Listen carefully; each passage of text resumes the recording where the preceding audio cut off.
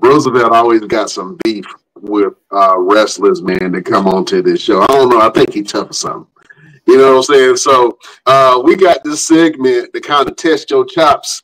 I want you to cut a scathing promo against Roosevelt. You know what I'm saying?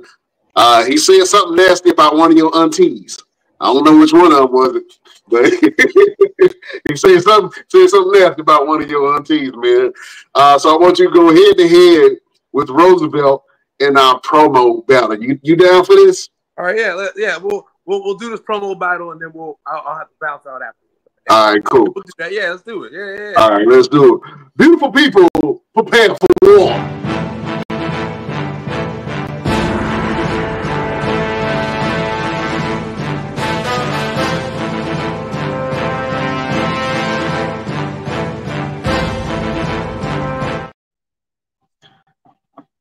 All right, who got first? Let Kevin go first. All right. Roosevelt, I heard you. The words you want to talk about, like you know me, like you know what I've been through, like you know my struggles. I think I know you. I think I know your struggle. I'm gonna turn it on you, Mr. Roosevelt, Mr. Tag Team Wrestler. That's the Roosevelt I remember. I remember you used to run around with this little midget that looked like you, claiming y'all was the best tag team in the business. When I was running around with my daddy, claiming the Mid-Atlantic. So if you really want to come from family, talk about your little brother, talk your little midget that had to really run things. He's still wrestling. What you doing, dog? You running what you got? What's up?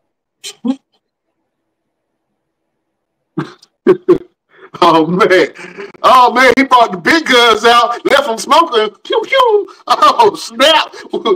He woke up in total violence this morning. Roosevelt, what you got?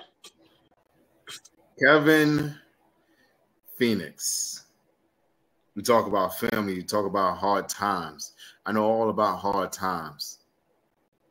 Who's your daddy? That's got to be a hard time for you, isn't it? Ooh. Knowing that you're walking around with a Confederate flag on the back of your ass, repping something that doesn't represent you. You talk about me and my little brother doing our thing. We've been doing our thing way before you and your daddy. You wonder what I'm doing now? I'm traveling the world. I'm beating ass every which way, everywhere that I can. While you're still trying to figure yourself out. You're still trying to find out who you are. I'll tell you who you are. You're Kevin Phoenix. And I am Roosevelt, the man who likes to fight. And truth be told, I'm your daddy. Who's your daddy? Oh, well, in that case, you know, just like any old absentee daddy, you want to come back now that I'm successful? You done left the milk. You done went to go get cigarettes in the milk. Now you want to come back? Now that Kevin Phoenix is a power slap reality star, now you want to come back and Kevin Phoenix is the longest reigning Mid-Atlantic world champ. Now Kevin Phoenix traveling the world, going to England, going to Portugal every year. Yeah. I'm sorry, Daddy. Welcome back. Well, thank you, son. Thank you.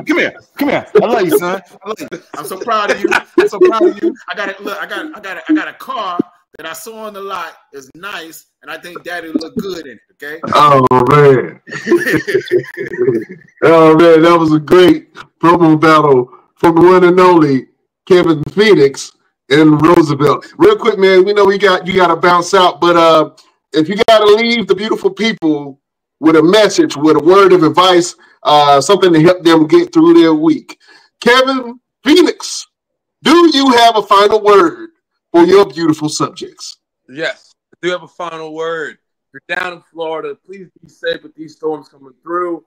You know, if you need help, please ask for help. Don't wait to evacuate. Never wait till it's too late. If you're young, stay in school. Education, very important. People don't know this, Real life, I work in the education. That's my 9 to 5. So I got to represent, stay in school, you know. And if you're going through any stressful times in life, man, hit me up. Message me. I'm a good talker, good listener. There's stuff out there. We're losing too many people in the world already to natural causes. So we got to stop losing people to our own. Now, it's great. It's a great word. Absolutely. That's a great word from Kevin Phoenix. He said, if you got any kind of problems, call him with all of your grievances. And tell all your family to call him about their grievances too. Yeah. Yeah. But get Roosevelt first, though. Call Roosevelt first, then call him. Okay, yeah. Don't call Roosevelt first, then call Kevin. Yeah, for your grievances. Oh, man. We really appreciate you coming on the show, man. I'm proud of everything that you're doing. Just keep doing your thing. You're welcome back on the show anytime. You just let us know what you got going on. We'll bring you on the show. You are now a Best Damn Wrestling Podcast alumni, along with some of the greatest guys we've ever had, like Ron Simmons, R-Truth, EC3, and just to name a few. So you're welcome to come back anytime, bro. Thank you, man. I appreciate it so much, man. I had a great time. Oh, man. Awesome, man. Hey, look, drive safe, man. You have a good one. All right, guys. All right. Oh, man. That was a great interview from the one and only Kevin Phoenix. Wow. Oh, man. Y'all went back and forth on the promo battle. I want to bet that. I hate he had to leave early. I want to hear more about his career and whatnot, but we'll be able to get him back on the show again, man. Everybody got things they got going on in life. What you got going on in life, B? What's going on with you? How's everything? Oh, man, working like a Hebrew slave, man. You know what I'm saying? Just staying busy, doing stuff. And then, I'm trying to catch up on my sleep. Having a newborn is a little rough. You know what I'm saying? But sometimes you gotta take a nap when you take a nap. So I'm blessed, man. I'm still going through the new daddy phase and trying to get my schedule back aligned. You know what I'm saying? But I'm blessed and highly favored with my brother. You know what I'm saying? Hey, listen, we gotta talk about your boy, man. On NXT, your boy Javon Evans took on Randy Orton. That was a big match, man. Let's talk about that real quick. How did you feel seeing that, knowing that Javon and where he's come from and who trained him and all that stuff? How did you feel seeing him in that stage with one of the greatest of all time, Randy Orton? Man, the words of Nas, I was standing like a proud dad watching his only son that made it, bro. Like, that was a big moment for him. That was a big moment for independent wrestling, in my opinion. He definitely represented his school, his family, his own lineage that he's pretty much laying out for himself right now. I can see the nerves as he's standing in the ring. You can tell when someone has those nerves is getting to him a little bit, and they're taking deep breaths and they're trying to get themselves together, and they can't stay still, so but I watched the entire match, and in fact I stayed up just to watch the entire match. The whole show altogether was pretty good, but just that match right there was defining. And I saw a post, and I want to say Tim Bumpers posted and said that it was a moment for someone to come back and right a wrong that they did a long time ago. And he was speaking about Randy Orton when he had that match with Kofi Kingston, and Kofi messed up a spot or whatever. Something happened, and he did these whole stupid rant in that situation. And for him to go out there and have a match with Javon Evans, and even though the RKO that they planned did not go off the way they expected or hoped it would be, Randy didn't lose his cool. He didn't go off on a tangent or a rant. He just picked him up and hit him with a regular RKO and told him, like, and you see Javon just apologize, like, I'm so sorry. He said, hey, man, don't apologize. You the man. And to get that type of respect and that type of accolade from someone like Randy Orton at the age of 20.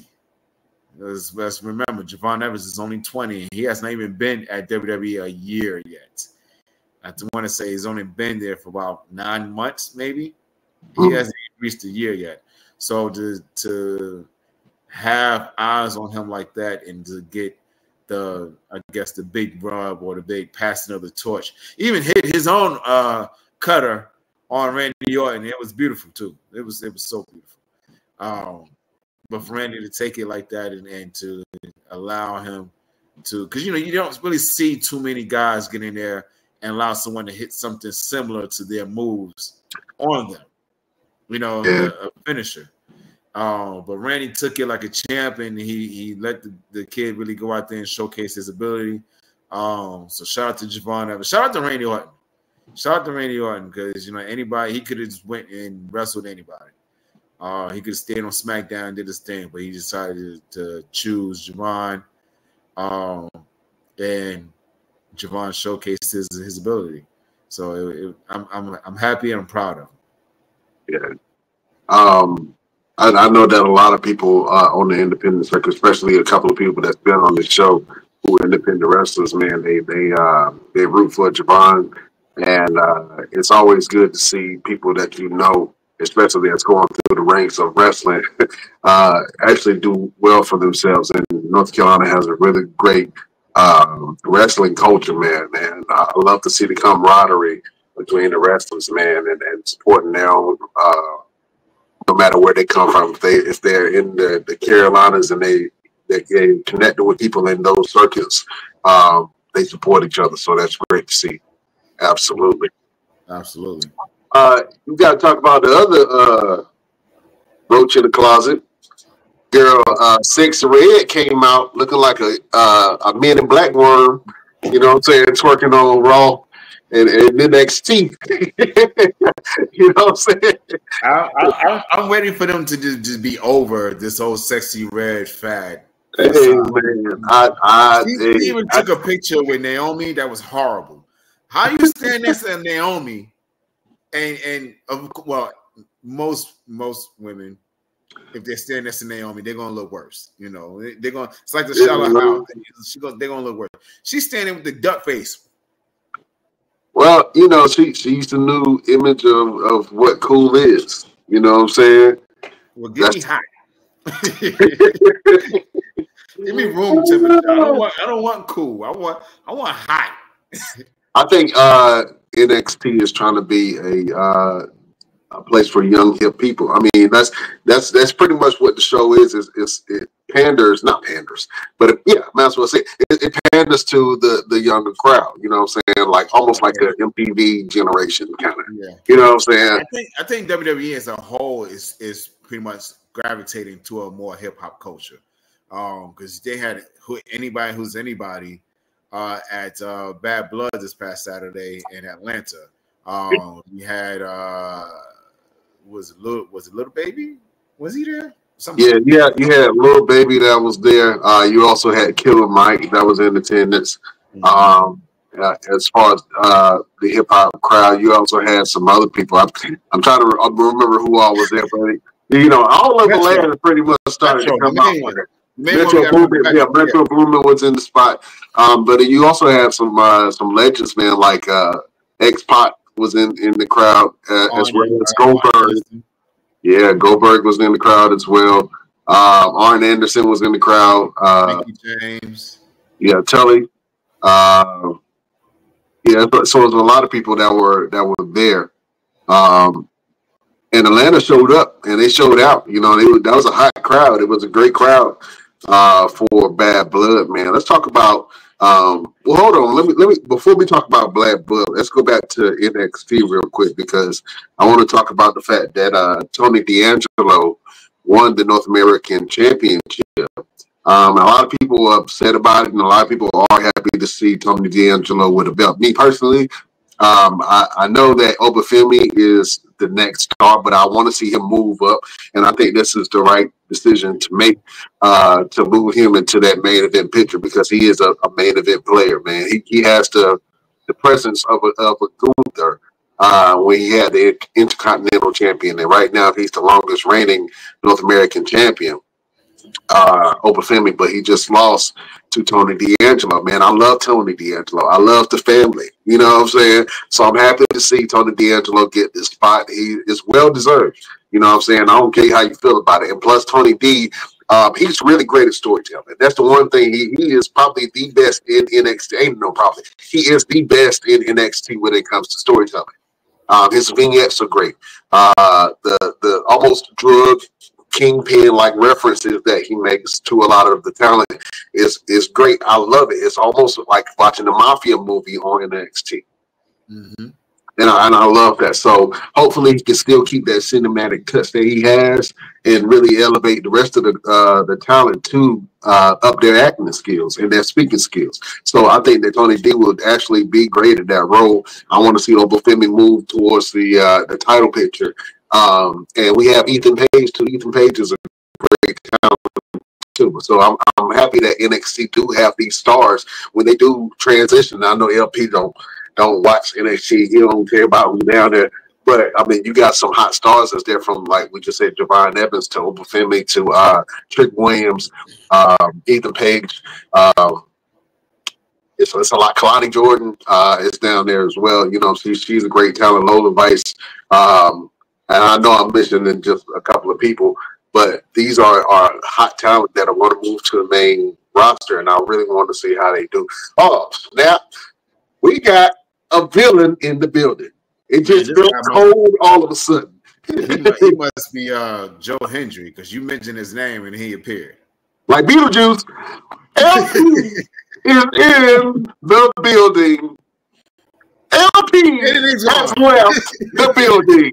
I don't know what happened. He popped in and out. He'll be back in a few minutes. I know he probably felt we was about to talk about NXT, and we are.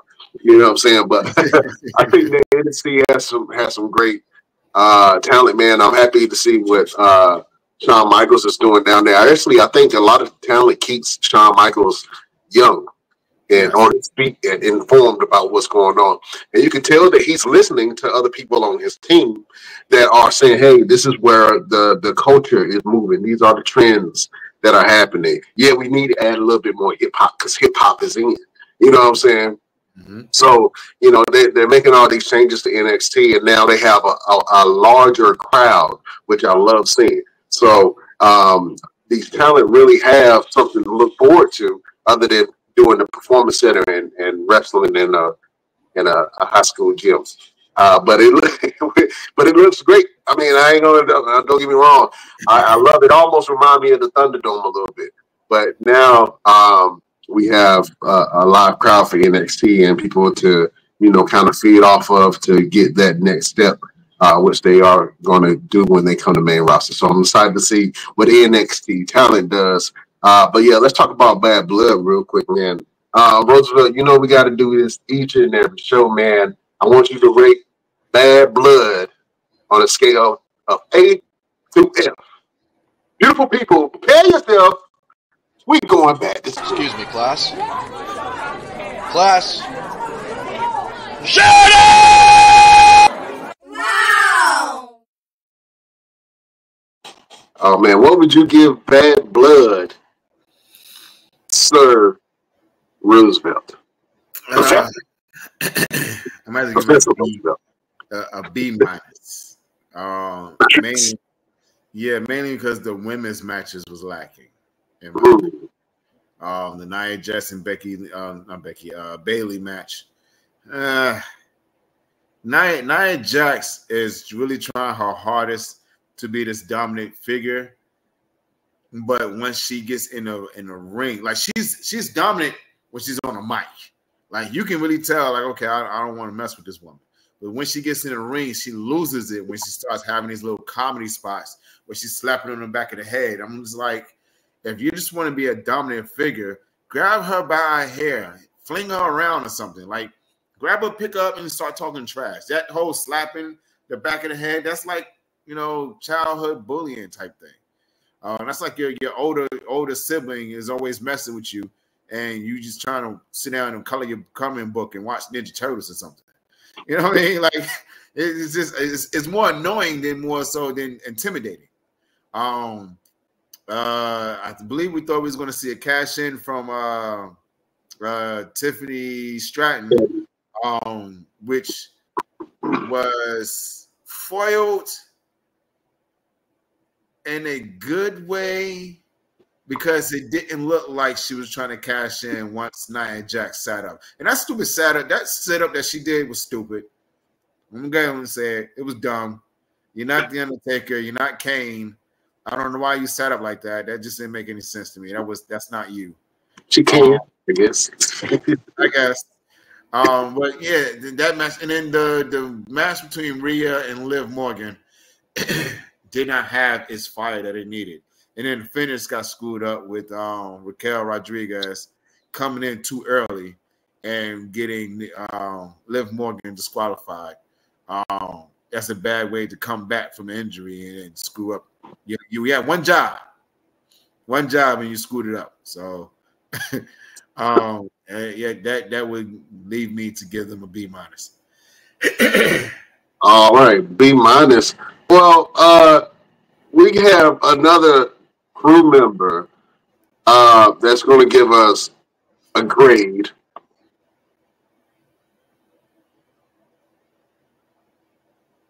Chef Showtime. You're blacker than usual. I don't know what's going on with your screen.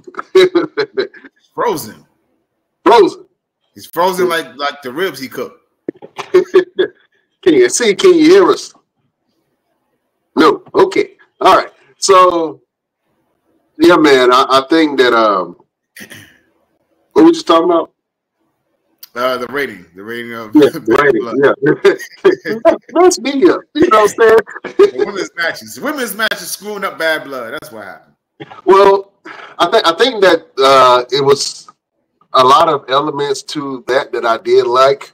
Hold on, we got somebody else that's jumping on. It's Louis. I'm not sure what's going on. I think he's trying to connect. LP and Chef are trying to jump on. This is a hot show. It's a hot show. Fellas trying to dip on at the same time. So please forgive us for our technical difficulties. But yeah, man, Bad Blood, I think it was a good show. If I had to grade it, I'll give it a C as well. The women's matches, although there were some things that I did like about a lot of the matches, like the Liv and Rhea match. I like the fact that Dominic Mysterio got beat like a pinata. You know what I'm saying? Got hung upside down and beat like a pinata. There you go. Oh, man, the show just got more delicious. Chef Showtime is in the building. What's happening, partner?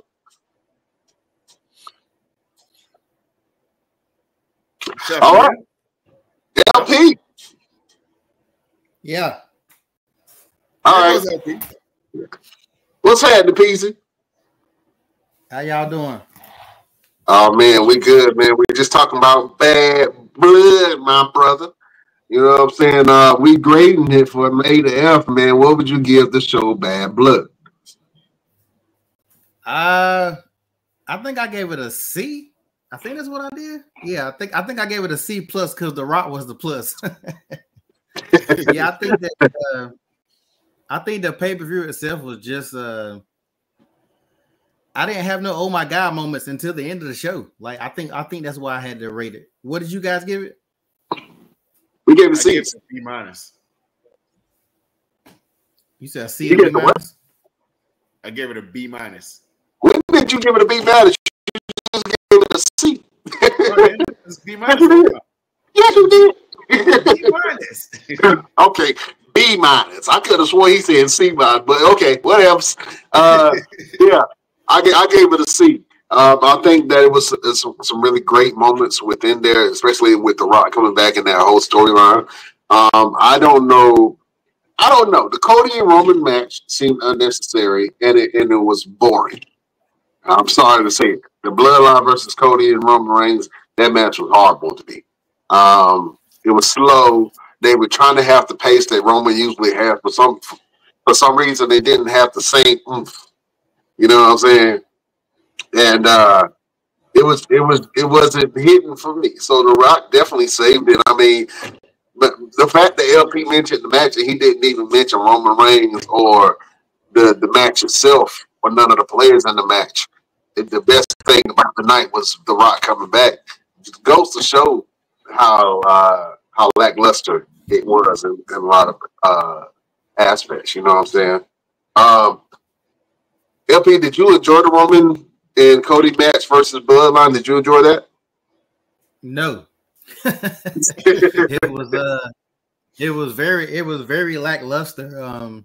I think for a match with Roman coming back, you expect it to be more. I don't even think Roman had a big pop.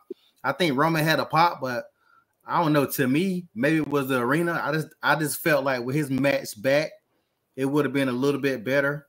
I think the pacing of it was kind of it just really wasn't there. Like you have these two young guys who y'all been building up to be these monsters, and then you got Cody Rhodes and Roman who's supposed to also be monsters. The match should have been going through tables. They should have been going through like everything, because what was just like you said earlier, what was the point of the match other than to have The Rock come up at the very end? So you can't let that be the only thing that sets up the match.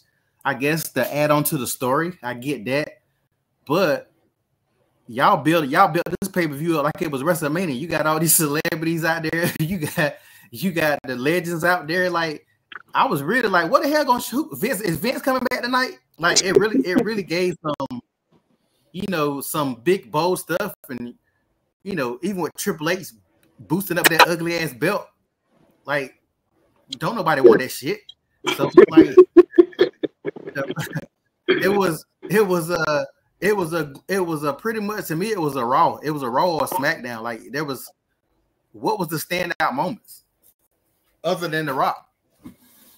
I think for me, the standout moment had to have been the Drew McIntyre CM Punk match. I honestly saw some things that I didn't expect to see. Drew McIntyre hitting that damn stairs with the base of his back.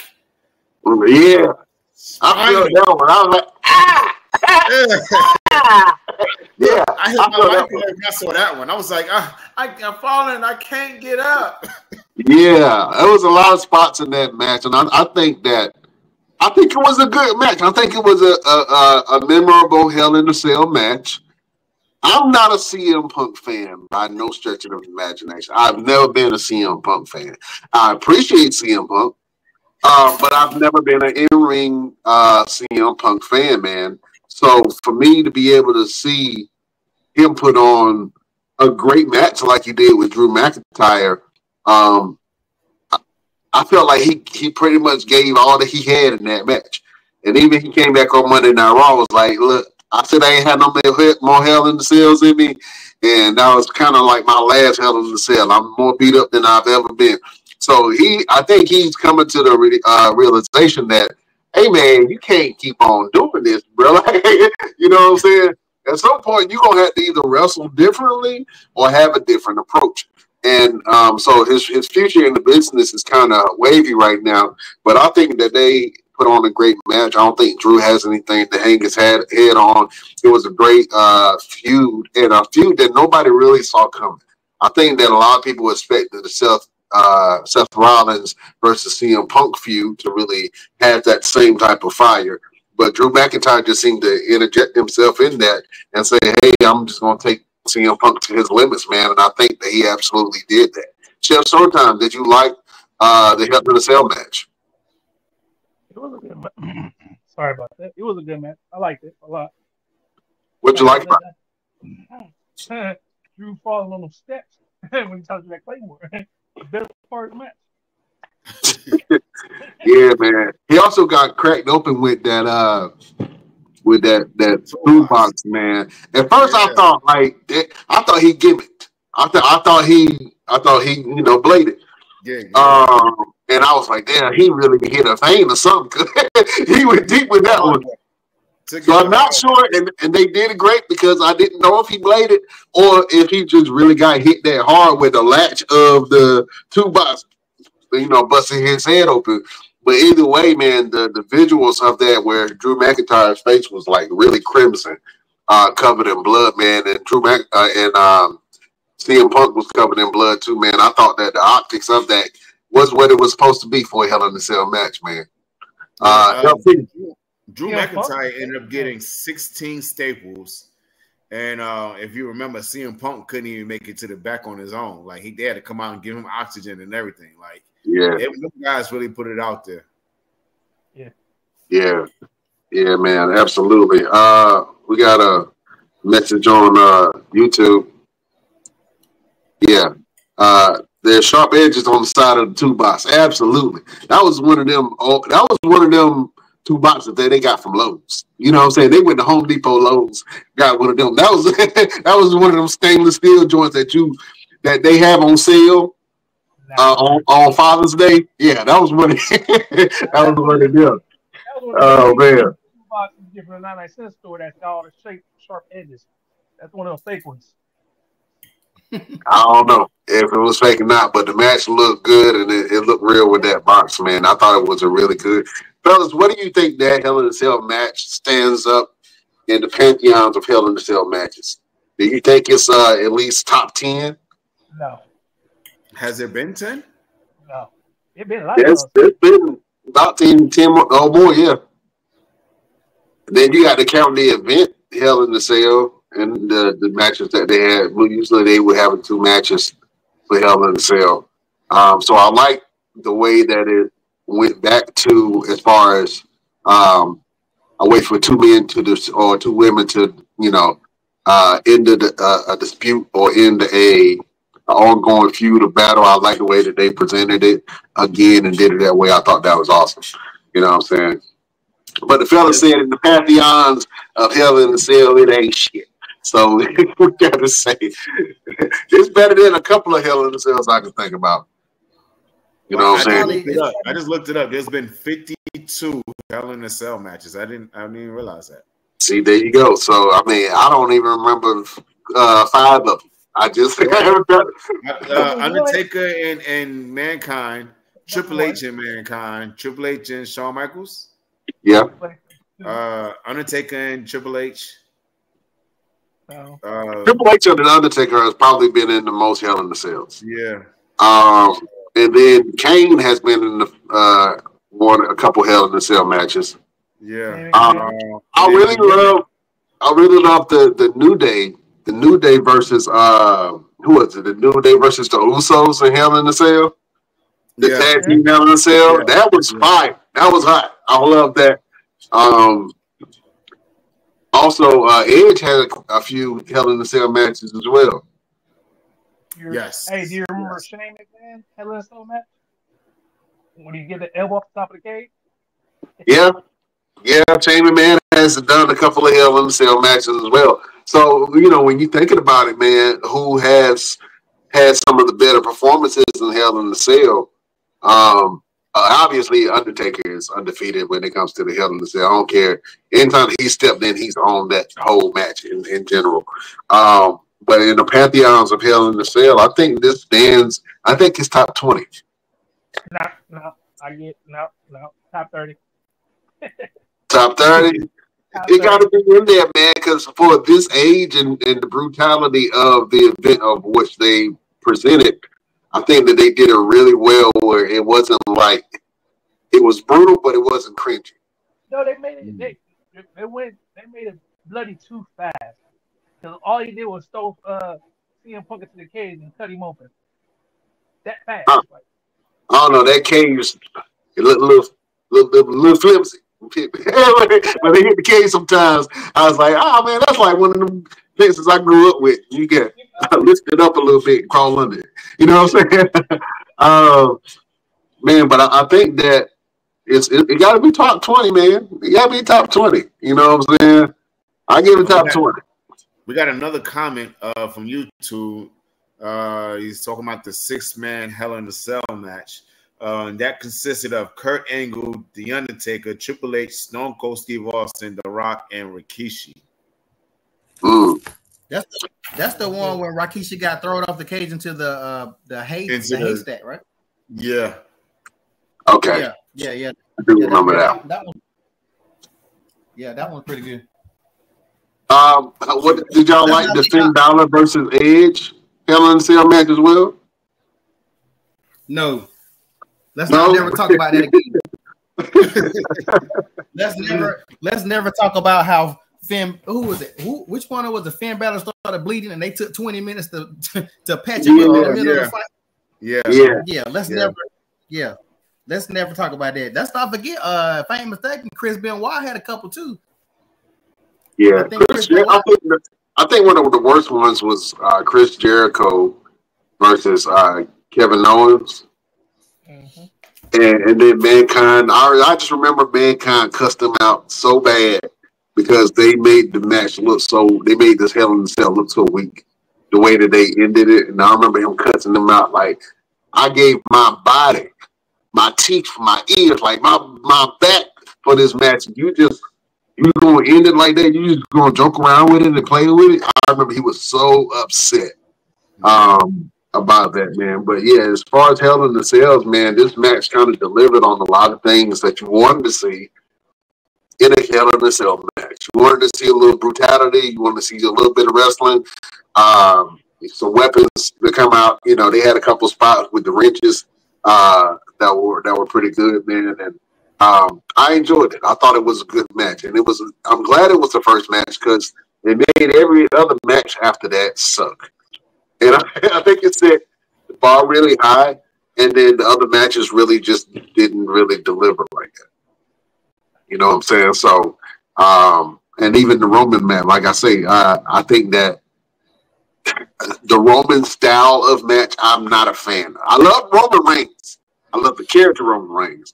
But the Roman style of wrestling, the way his match is paced, I don't like it. It's really slow. It takes too long. And then once it starts to get good, it's almost the end. And then fine. It's over. It's not like a roller coaster. It's more like you rolling down a long ass hill. You know what I'm saying? You on the skateboard and you starting on this long ass hill, and it gradually just kind of goes up. I don't know. It's hard to get into the first 10 minutes of it is really hard. And then at the end, it kind of picks up a little bit. And that's just how Roman matches are. So they try to pace it like that. I didn't like it. It didn't have a lot of wrestling in it. A lot of boring spots to me. And like I said, the best part about the whole match was The Rock coming back and doing this. I don't even know what that is. Jimmy coming back was the best part. Was that? Jimmy coming back. Yeah, people. Yeah, I would have to. I'm sorry. I'm going to rewind that. Jimmy's return was probably the most exciting part. And I'm glad you mentioned that, Chef, because that was exciting for me. I was happy to see Jimmy. I hope that when Jimmy comes back, Jimmy has another finisher. Hey, okay. Did you see part in the Hell in the Cell when see him pull up the ring apron down? You seen the monitor under the ring? No, I didn't see that part. Here. Rewatch it. You can see there's a whole TV monitor under the ring watching the whole match, all the matches. And I think Jimmy was laying there eating popcorn the whole show, waiting to pop out. Yeah, I mean, they probably had snacks under that shit and everything. You know what I'm saying? Snacks in a little bed. You know what I'm saying? The monitors. Yeah, that's crazy. That's crazy when you think about it, because they would have had to do that before they started letting people in. Like, he literally had to be there like a long time. The moment the doors opened, they had to put him in the position. So that's probably how anytime they have somebody coming under the ring. When you go to a live match, sometimes they have periods of time when they change the match, or when they're doing ring work. You know what I'm saying? So he could have definitely slid in when they had a commercial playing on the Jumbotron and the screen, and then slid under the match. I mean, under the ring. He absolutely could have done that then. You know what I'm saying? But that was a good point. What if you under there and you got to use the bathroom? Somebody cooking something. Who warming up some noodles? Is that you, Chef? You better hold it. Not me. That's LP. LP, you got a hot pocket in the microwave. You got to get out. Oh, my fault. I warm my face. Speaking of LP, he dropped a link in the chat. According to Sportster, the top 10 Hell in a Cell matches. At number 10 was New Day versus the Usos. Let's see. At number 9, Brock Lesnar versus The Undertaker. No Mercy, 2002. At number 8, we had Seth Rollins versus Edge at Crown Jewel, 2021. Okay. Number 7, Batista versus Triple H, Vengeance 2005. At number 6, we had The Undertaker versus Mankind at King of the Ring. I don't know how they made it at number 6. That should have been number 1. Damn, how was that not number 1? That set the pace of Hell in a Cell. Like, the hell? At number 5, Undertaker versus Edge, SummerSlam 2008. Number 4, Cody Rhodes versus Seth Rollins when he had the blown pectoral. He had a titty. Yeah. Cody had the titty on his arm. Yeah, I remember that. That was the first show that me and Chef cut right after that show. Yeah. Number 3, Triple H versus Cactus Jack, No Way Out in 2000. Number 2, The Undertaker versus Triple H, WrestleMania 28. I was there. That used to be number 2. I was that man. Listen, with Shawn Michaels as a special guest referee and the whole dynamic and emotion of the ending of an era, that's definitely you were there during that match. Yes, I was there live in the arena, and that was my first WrestleMania to go as a fan. And man, listen, I was freezing my ass off, but I was enjoying myself. And then number 1, The Undertaker versus Shawn Michaels, Bad Blood in 1997. Okay, I was about to say you have to put the very first Hell in a Cell match as the top Hell in a Cell match because it started everything. But for me, I would do Undertaker versus Undertaker versus Shawn Michaels. Then I will also do Mankind versus The Undertaker. That would be my number 2. And then my number 3 will be The Undertaker versus Triple H, where Shawn Michaels was special guest referee. I think that would probably be my top 3. Yeah. And then the one with Shawn Michaels and Undertaker, that's one with Kane made his debut, the very first Hell in a Cell. Yeah, I would have the Shawn Michaels referee and Triple H and Undertaker. I would have that number 1 myself, just because when you go back and watch it, the storytelling that was in that match and the way it ended, and Shawn Michaels should have got an Academy Award. Shawn Michaels did the way Shawn Michaels acted when the kickouts came, and he was just he should have. That's why I put it above any of the other ones. Even though the Undertaker and the Mankind one was great, but it's mainly was great because he almost killed a man.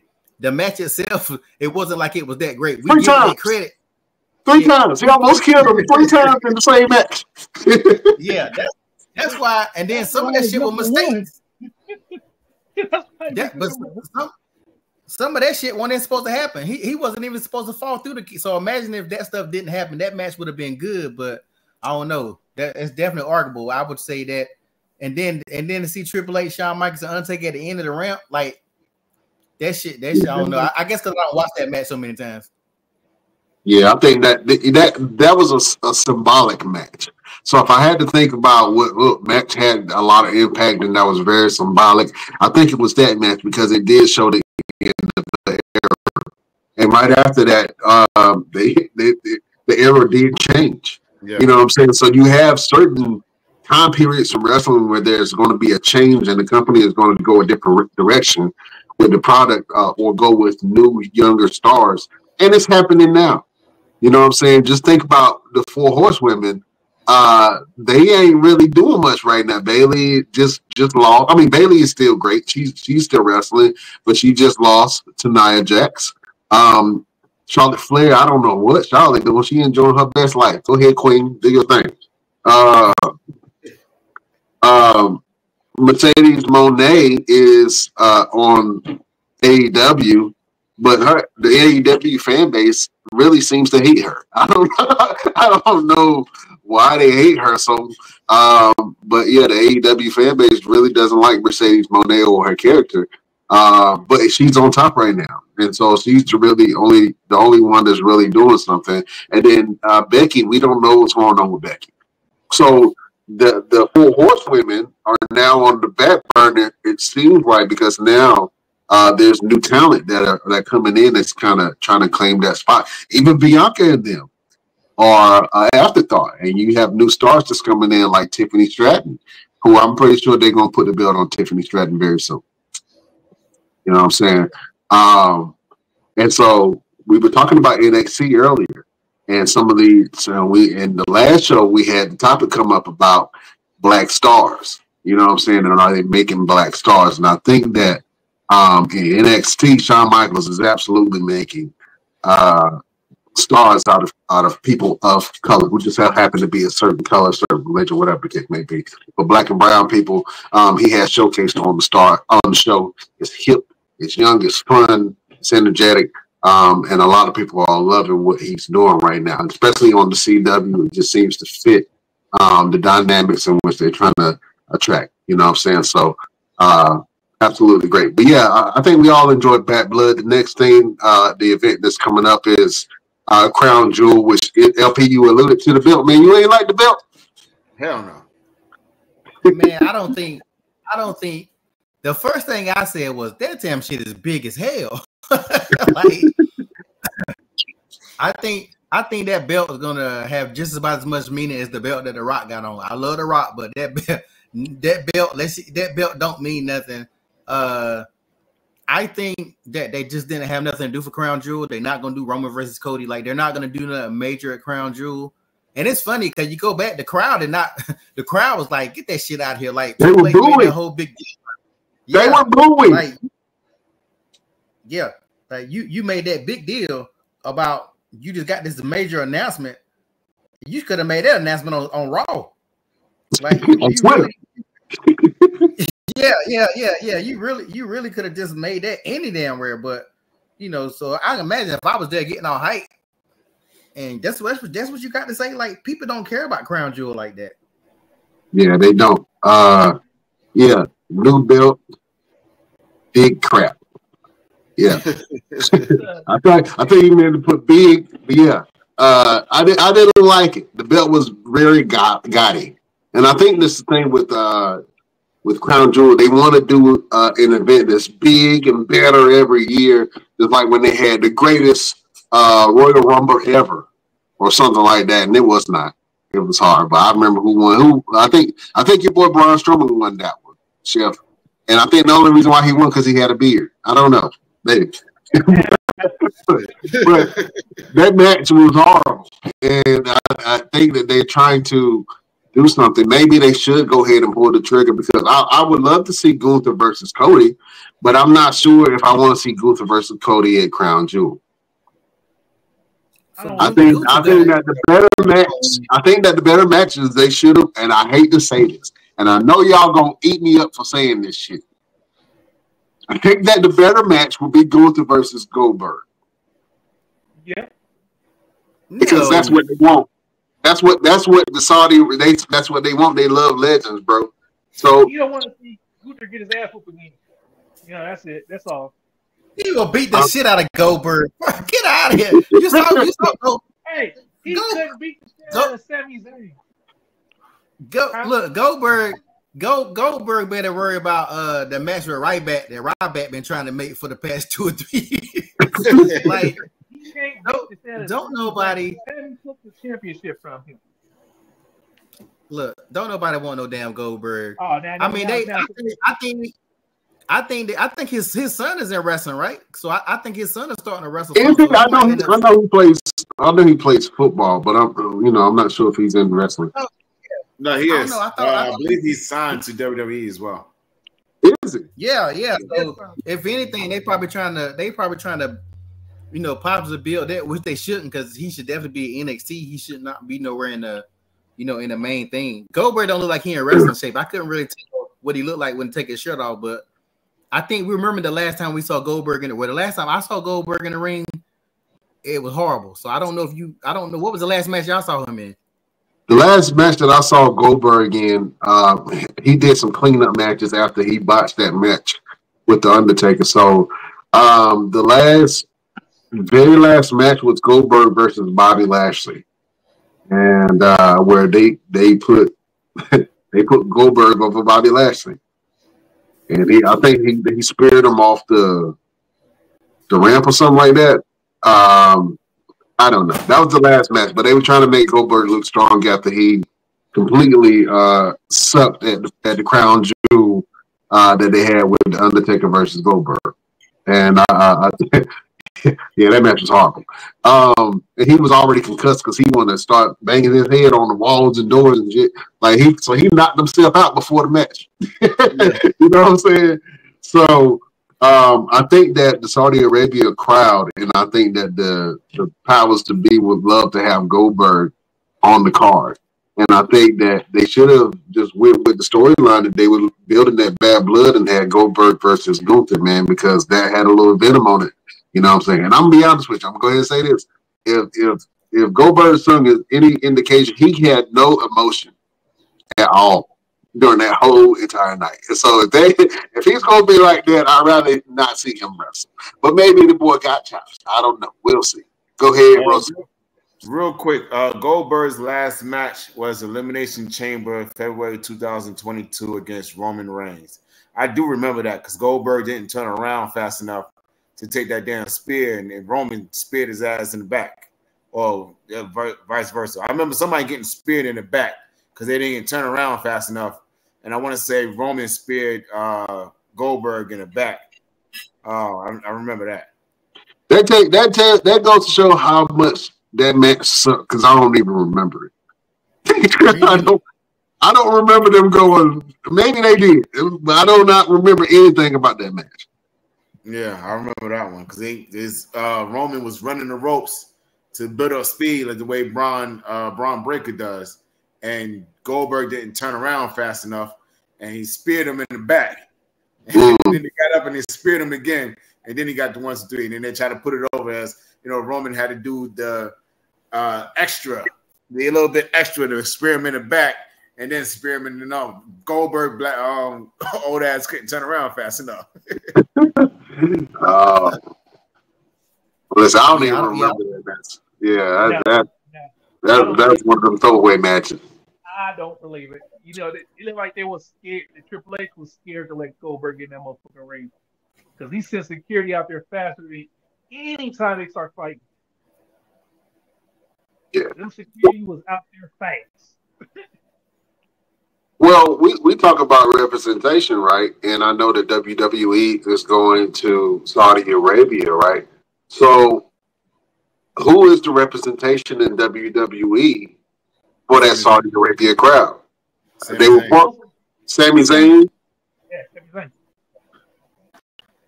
Yeah, he's the only one. See, they had Mansoor, and then they kind of.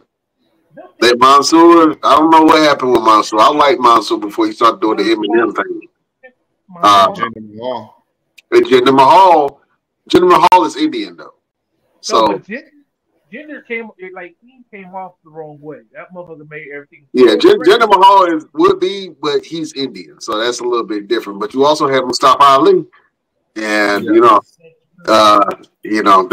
don't have Mustafa Ali anymore. So we're talking about representation, right? They're going to need some representation for that crowd, and I'm not sure that maybe they have somebody in NXT or that's locally that's wrestling that can come on. And I think that's the way that Mansoor was kind of introduced.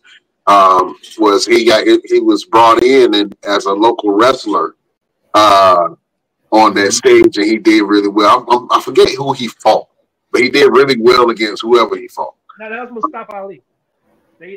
Mustafa Ali. Yeah, it was him. He should have won. Yeah. Oh, was it? Yeah. Okay. Yeah, and they put on the. I thought that match was great. They had a great match. Yeah, crowd went crazy. Yeah, the crowd went crazy for that. So, like I said, we talking about representation, man. So the more that WWE starts to have these international shows, man, they're going to pull out who they pull out. We just saw they, went to Atlanta and pulled out all the black folk. All the black folk. Hey, they call Coach K and them, they like, hey man, we need all the black rappers in Atlanta right now. You know what I'm saying? That's what they did on NXT, starting off the show with all that blackness. Y'all ain't fooling no damn body. Did y'all watch that press conference? That's what I want to talk about. I don't want to talk that a lot because we did enough of that last time. But what do y'all think about Triple H saying he only sees talent? He said, I don't, he sounded a little crazy. He said, I don't see men, I don't see women, I don't see color, I don't see nationality, I just see talent. I think that's bullshit.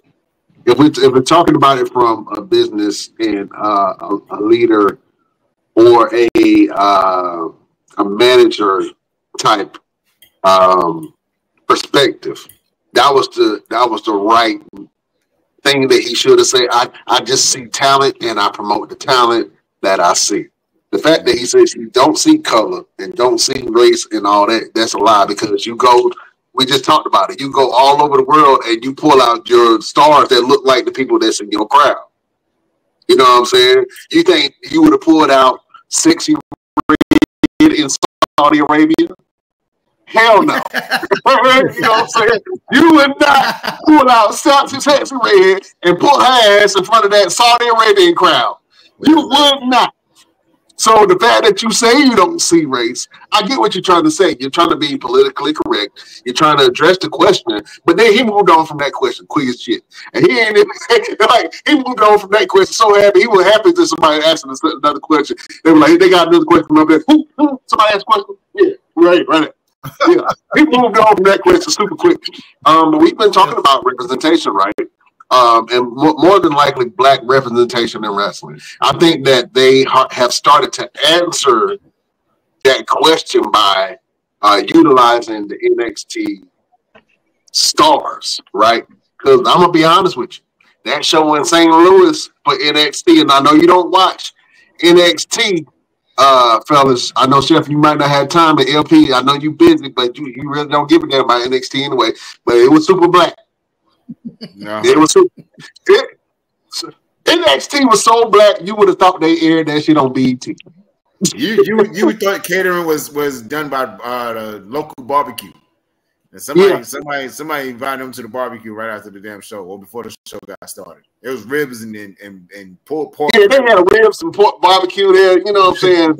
Somebody grandma with the extra elbow meat was cooking the food in the back and catering. It was so black that what's your boy? Damn, what the fuck is it? King. He even had his whole beard blacked out. Lexus King. Yeah, had his whole thing blacked out. He the whitest dude I ever met in professional wrestling. His whole junk was tighter than mine. I was like, well, damn, bro. You leave any black out for anybody else? Damn. Yeah, Lexus King go to the barbershop like, hey, man, give me the blackest thing you can get under the drink. Line my face up. Extra sharp. You know what I'm saying? I'm telling you, NXT was so black, you would have thought that Tyler Perry was running the show. It was super black, bro. And I think you need to go back and watch it, man. I like how they put all their stars out. And I know that they have heard, I think they're starting to listen to the dirt sheets, or especially listen to the fans, man, when they say certain things about what they want. You know what I'm saying? I think they are trying to fill those needs. And I'm pretty sure that SmackDown is going to look a little bit different. Hopefully they start bringing some of their other stars up and start just bringing up talent in general. You know what I'm saying? I don't think that a lot of the young talent get the shine that they need, especially when they go to the bigger shows at Raw and SmackDown. I think that a lot of them are underutilized, but I know with the introduction of some of these new shows that's coming up, like main event, right? That's supposed to be coming up. hopefully they'll be able to showcase some of their newer talent, man. For sure. I just looked this up. I'm sorry. I just looked this up real quick. I just want to say real quick. Oh, go ahead. And I was just curious. I just put, what's the percentage of Black wrestling fans? And according to this thing, it said, according to recent data from WrestleNomics, I don't know if this is a real thing, approximately 15 to 20% of wrestling fans in the United States identify as Black, with slightly higher percentage tuning into AEW Dynamite compared to WWE Raw and SmackDown. So on a business standpoint, if that is true, that's money. So if they are looking at it like that, that's why they probably like, look, 20% of our fans are Black. If they're not watching us and they're watching AEW, then, you know, we got to do something to get that. You know, we got to do something better on these shows. And I think regardless of what Triple H, he did say what he was supposed to say, but I'm pretty sure you're going to see a change. I don't know what kind of change you're going to see, because there ain't a lot of Black talent in the main rosters right now. Like, who are the Black people on Raw? And you got the New Day. You got the on SmackDown, you got Dawkins. What's your boys? I'm about to say Hit Row. Street Profits.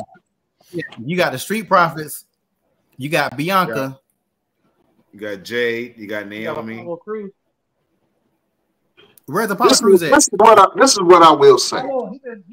This is what I will say when it comes to representation on SmackDown and Raw. The women, the Black women, have been holding it down. Absolutely. Bianca has been holding it down for a long time. Jade, although she has stumbled a little bit, she has been holding it down for the representation part, and them two together, for them to usher in new talent like what's your girl name in NXT, Kalani Jordan, for them to acknowledge her and bring her up, and Lola Vice, and then you have Jada Parker. Jada Parker. Yeah, Jada Parker is a great talent too. Lash Legend, that's what I was trying to say. All of them are going to be great, and so they're going to come up to the main roster eventually. But the guys like Obafemi and Trick Williams, man, those two brothers are going to do great things on the main roster if pushed and promoted right. But who you know what I'm saying? Right now, though? We always talk about what's coming, but I'm sitting here trying to think of what we got right now. Right now, we got R-Truth. We got to deal with it. That's it. We got R-Truth. We got R-Truth on Raw. Yeah. And we probably only got like 4 people on both shows. We probably only got like 4 Black men on both shows, right? You got R-Truth. The New Day is on what? Raw, right? Yeah, the New Day is on Raw. So you got that's 3. Huh? Hey, Jay Uso is an honorary brother. Let give to him. Not trying to change the sub. You doing like Triple H. You trying to turn it. Don't try to turn it. We ain't got no like. Get that black card to Jay Uso, man. Man, we need to get Teddy Long on the show. We working on that. But yeah, you gotta give him a little slack. You be trying to spin it. You be trying to spin it like Triple H. Well, I don't see color. Yes, you do. You ain't no dog. You see color. LP, you on our chat, man, you posted up some videos and clips of Triple H seeing color. You know what I'm saying? While he was wrestling. You know what I mean? How did y'all didn't ever answer that question. When y'all saw that promotion, that promo years ago when it happened, like I didn't fuck with Triple H for a long time after that. I ain't gonna lie, like, and I'm you know I'm rewatching Raw, so I watched it again maybe like a couple weeks ago. Like, I was at that point, but I didn't fuck with Triple H for a good minute after that promo. And the King either, because the King used to say a lot of shit too. You know, the King doing color commentary, but the King used to do too much when it came to Booker T. But how did y'all feel? Do y'all even remember it when y'all saw it? Yeah, I do, man. But to be honest with you, as a Black wrestling fan growing up in the 80s and the 90s, man, you seen a lot of that. So you wasn't really shocked. The the wrestling world was a reflection of the real world, right? So, you know, you had certain characters where they would push the buttons. Honestly, when DX did the whole blackface thing and they dressed up like the Nation of Domination, that crossed the line with me. You know what I'm saying? That crossed the line. When Vince McMahon used to wear do-rags and he looked at John Cena and said, "What up, my nigga?" on live television, that, you know, that makes you think, you know what I'm saying, how people are viewed.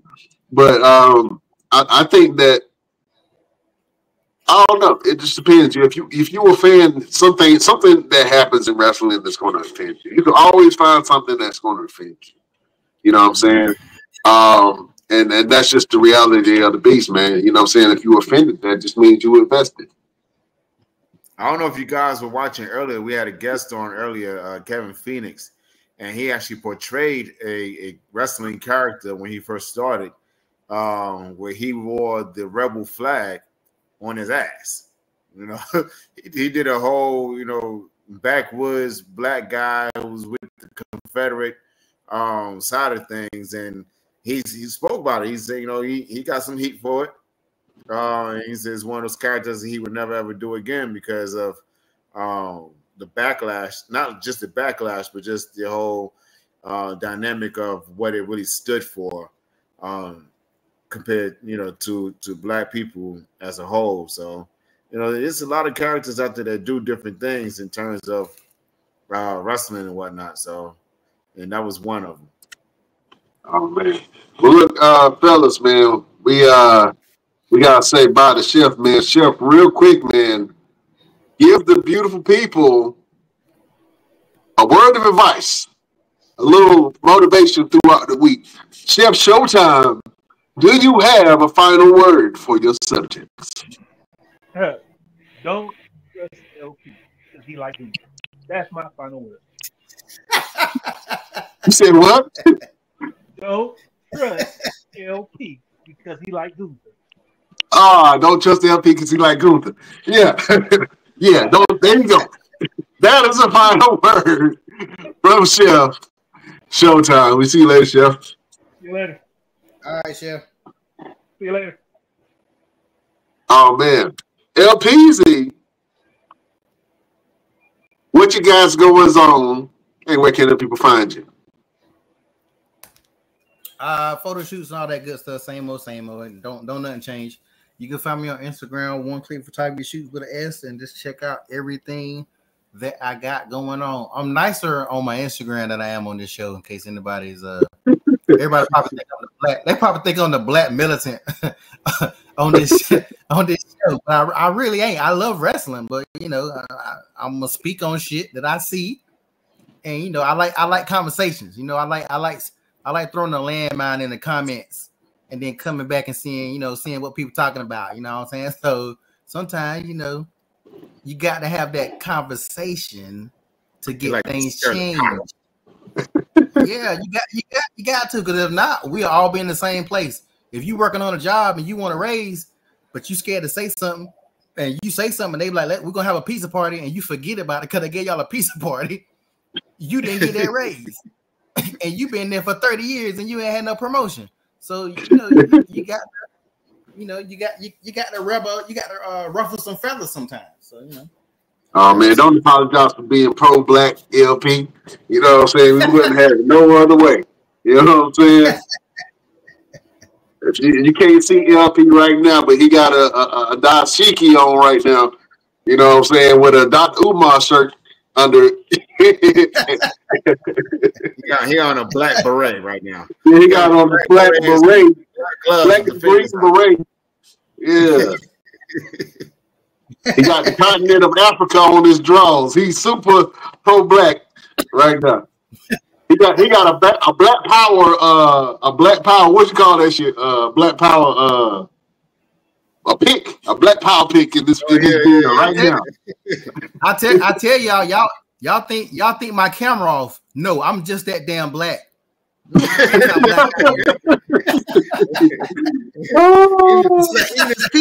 to the darkness.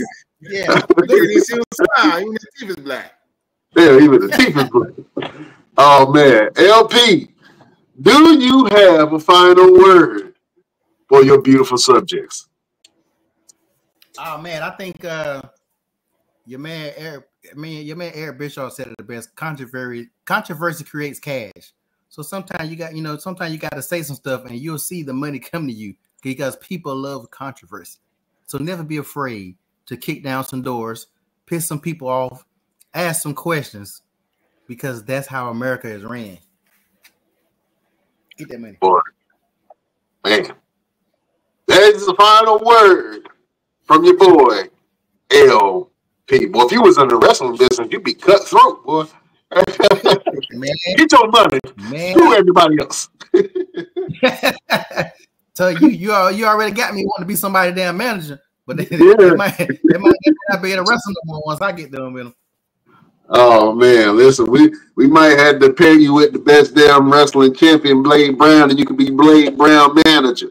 You know what I'm saying? I like that. Walk up to the ring, talking shit. Be the black Don King, not the black Don King. Don King is black, but be Don King. Wrestling Don King. Yeah, the wrestling Don King. There you go. Oh man, that is a final word from your boy LP.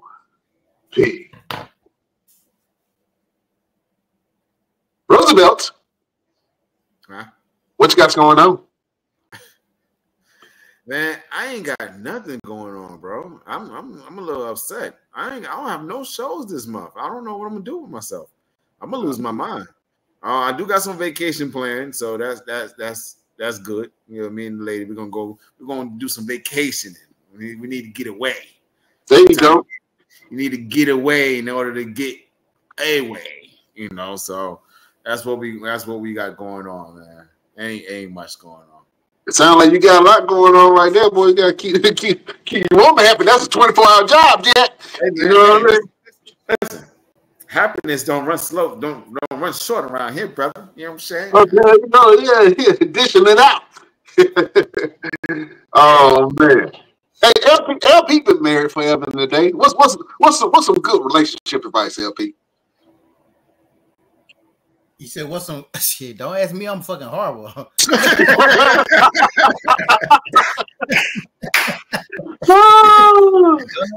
said, "Look, I'm learning as I go, man. I make a mistake and learn from it. Shit." There you go. Don't listen to me at all. I have you single to listen to my ass. Oh man.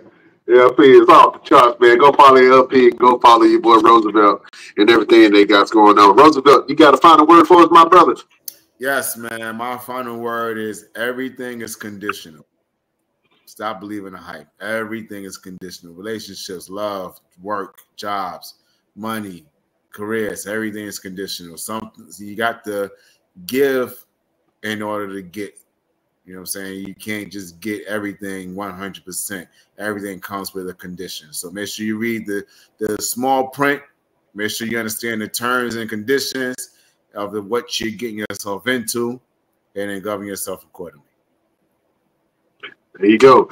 That is the final word from your boy, Roosevelt.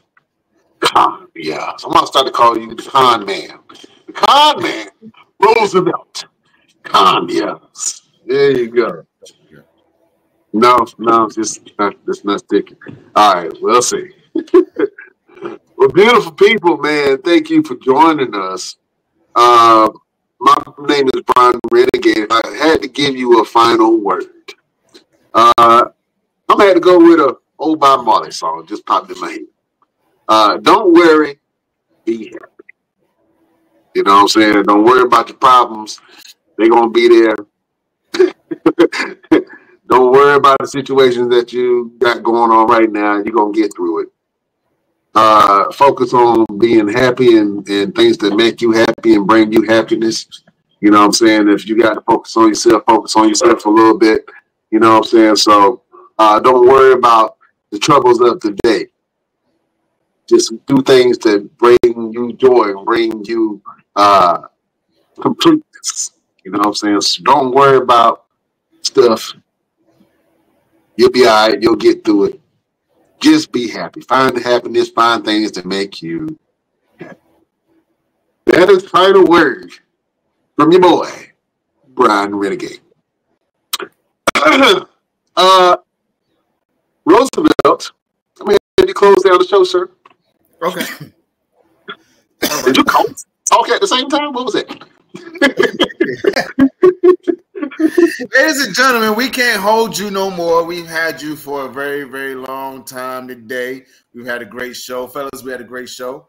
You all scholars and gentlemen, and I'm going to dance at all y'all weddings on the next go round. On the next, we are re-up again. I'm going to dance at your wedding. I'm winning that. Make sure you tune in next week. We got another interview coming up next week. We have Sam Knight coming up next Wednesday. We get a chance to talk to him about his wrestling career and see what he got going on. Make sure you guys tune in. We got so many different things coming up. We're also going to try to do something for those who are in the path of all these hurricanes. We're going to try to figure out something to kind of help you guys out, man, because that's what we do. We help. We like to help you. We ain't going to just give you words of wisdom and words of advice. We're going to see if we can line your pockets a little bit, or at least give you some supplies that you would need.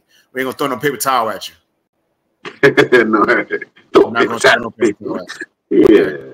But we're gonna make sure we can do whatever we can to get you guys squared away. So, beautiful people, make sure you tune in next week on the Best Damn Wrestling Podcast.